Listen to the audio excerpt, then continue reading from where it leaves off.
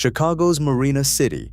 These two cylindrical skyscrapers at 300 North State Street, the ones everyone calls the corn cobs, the ones photographers shoot more than any other apartment buildings in America, the ones Wilco put on the cover of Yankee Hotel Foxtrot, the ones the American Institute of Architects called a masterpiece. Those towers have been rotting from the inside out since the day they were poured in, 1962. Engineers proved it in 1989 with diamond-tipped core drills. The concrete itself was contaminated with chloride ions on the day the building was built. The rebar inside the columns has been rusting and expanding for 60 straight years. The Condo Association has spent millions of dollars patching the damage on a documented schedule that never stops. Residents have been barred from their own balconies for 8 weeks, 12 weeks, 16 weeks at a time. And the disease that was poured into these buildings cannot be removed, only slowed down. So how does Chicago's most famous apartment tower become the longest-running facade repair project in American skyscraper history? But first, let's go back to when this building was supposed to be the future. This is Marina City. Two reinforced concrete cylindrical towers, 65 stories each, 587 feet tall, located at 300 North State Street on the north bank of the Chicago River in downtown Chicago. When the towers were completed in 1964, they were the tallest concrete structures on Earth and the tallest apartment buildings on Earth at the same time. Two records held simultaneously by one development. The architect was Bertrand Goldberg. Goldberg was not a typical mid-century modernist. He was a former student of Mies van der Rohe at the Bauhaus, but he rejected the rectilinear glass and steel orthodoxy that defined American architecture in the 1950s. He believed cities had become hostile to human life. His vision for Marina City was radical. A vertical city of the future. An entire neighborhood compressed into two cylindrical towers where residents could live, park, shop, eat, and dock their boats without ever leaving the complex. The geometry was unprecedented.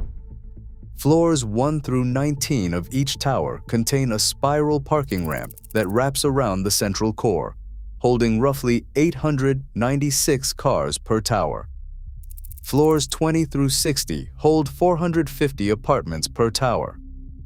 There are 16 pie-shaped wedge units on each floor, and every single wedge ends in an open semicircular balcony that hangs out over the Chicago River. The towers look exactly like ears of corn, which is why every Chicagoan over the age of 30 calls them the corn cobs. Multiply the geometry. 16 balconies per floor. 39 residential floors above the parking spiral. 2 towers. That comes to 1,248 individual balconies.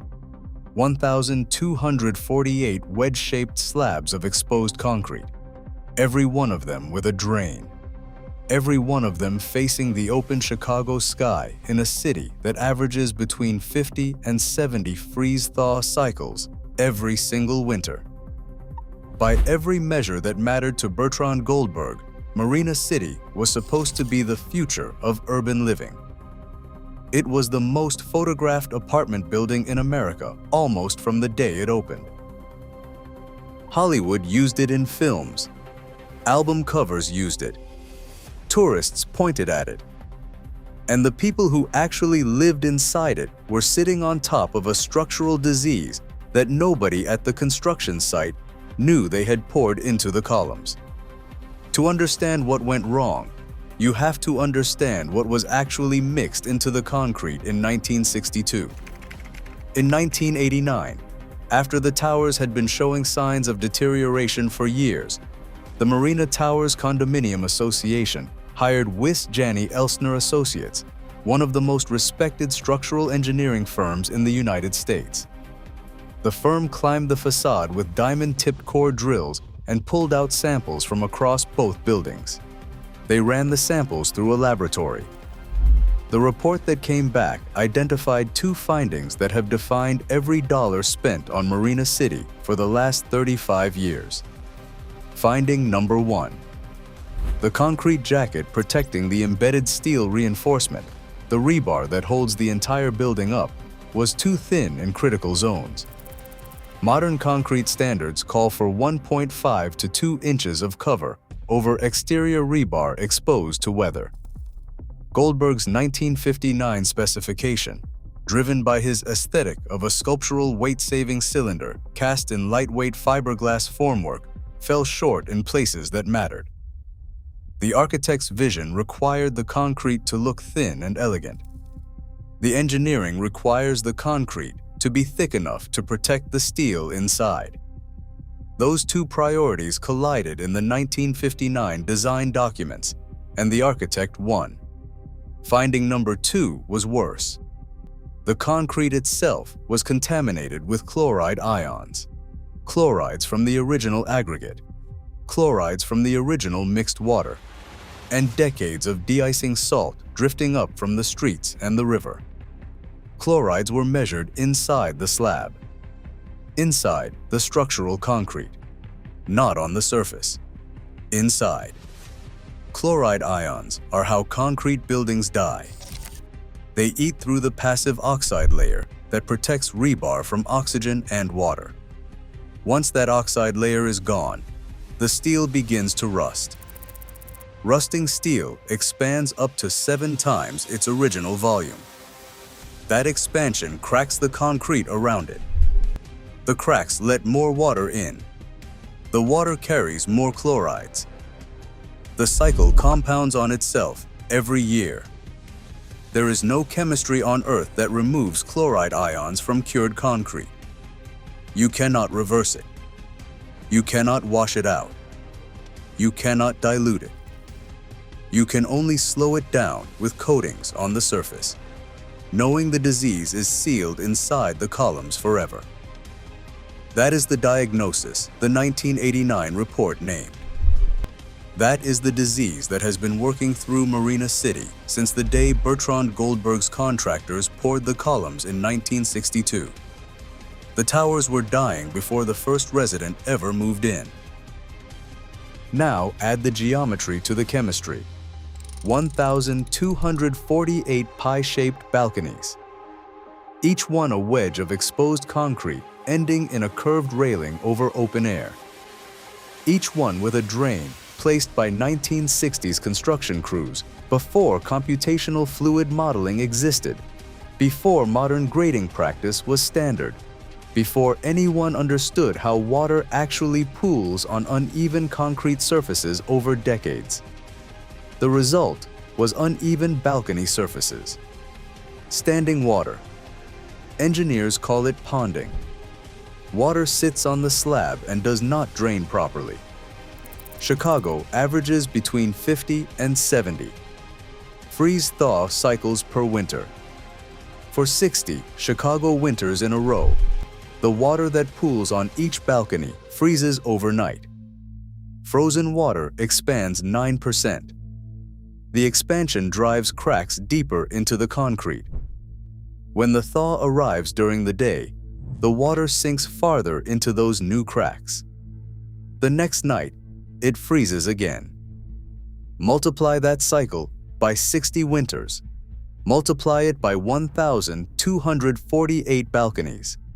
And multiply it by the chloride contamination waiting inside the slab to attack the rebar the instant the water reaches it. That is the engineering equation that has been running on Marina City since 1964. Every freeze cracks the concrete a little more. Every thaw drives chloride water a little deeper. Every cracked balcony exposes a little more rebar. Every rusting rebar expands a little more and cracks the concrete a little more. The math has been compounding for 6 decades, and there is no version of it that ever reaches 0. If a building that has been actively decomposing on a freeze-thaw schedule for 60 straight years sounds like the kind of engineering story you want more of, hit subscribe right now. This channel digs into the buildings that look perfect from the outside and are eating themselves alive from the inside.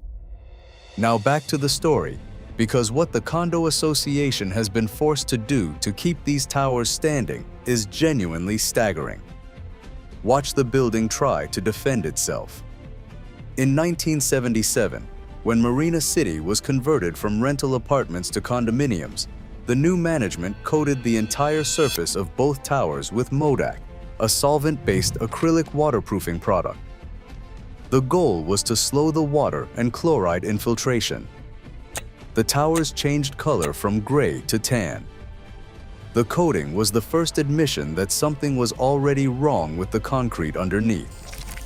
By the late 1980s, the preservation organization Docomo put it bluntly: the concrete and the coating were already deteriorating.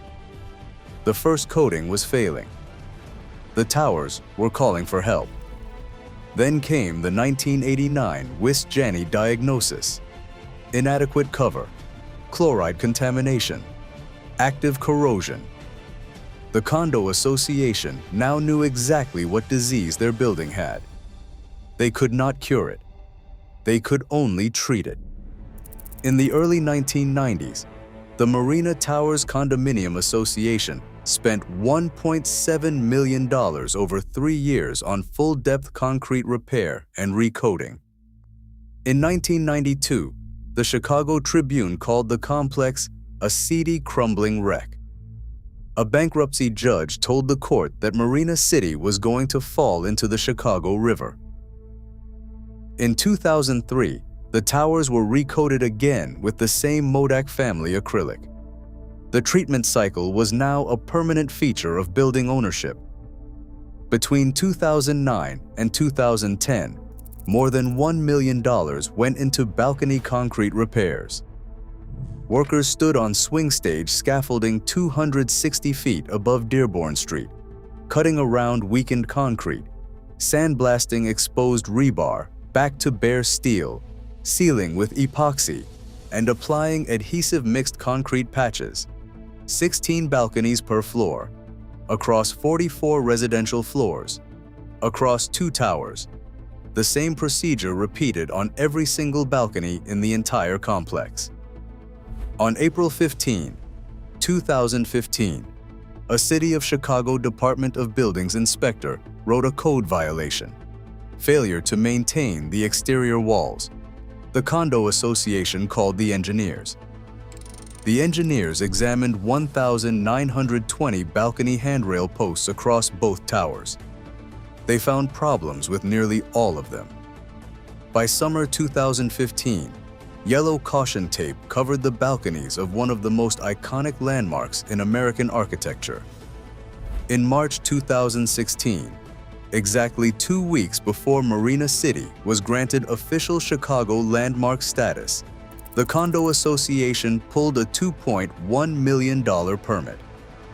The scope was brutal: 1,920 handrail posts replaced, 1,300 balusters replaced, 1,020 bottom rails replaced. The work ran 8 weeks per single balcony, up to 16 weeks for 2 balcony units. Some residents lost access to their outdoor space from October 2015 all the way through the summer of 2016. One renter received a $100 a month rent reduction for losing the only outdoor space he had. The view from the Wilco album cover for the people who actually lived there was yellow caution tape and construction scaffolding. That is the proof. 1977, 1991, 2003, 2009, 2016. The towers have not stopped tearing themselves apart since the year Jimmy Carter took office. And the 4 to 12-year Chicago Facade Ordnance inspection cycle ensures they never will. The Marina Towers Condominium Association does not own a building. It owns a chronic patient on permanent corrective surgery.